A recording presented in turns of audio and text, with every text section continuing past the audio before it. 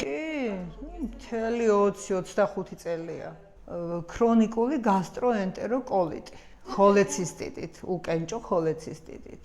და ღებულობდით მოლის. ვღებულობდი, დავიწყე მოლისანი, რადგან სხვა წამლები უკვე აი ტონობით რომ აქვს მიღებული, რომ იწყია და დოზირება, რა ვიცი, სამჯერ ეწერა, მაგრამ მე დილას და საღამოს ვღებულობდი და სამჯერ ვერ მივიღე და ორჯერ მკურნალობა რამდენი ხანი გრძელდებოდა?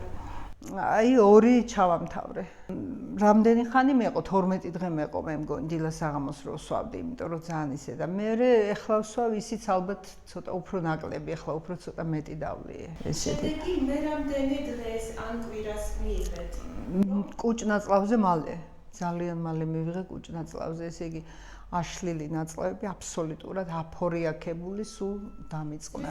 ვიყავი, ვერ მოძრაობდი, აღარ მინდოდა აი მოძრაობა და გავყოჩაღდი, რა ვიცი, რა მოხდა, მის ბრალი ალბათ სხვა არაფერი მიმიღია. ხო, და რაც შევამჩნიე უფრო, მე აი მიღების პერიოდში უფრო ვერ ვგრძნობდი ისეთ ეფექტს.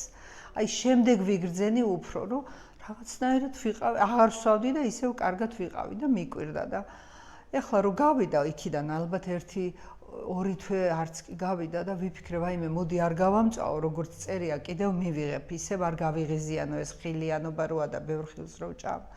ისევ იმიტომ ვიყიდე და ისევ გავაგრძელე ამის მიღება.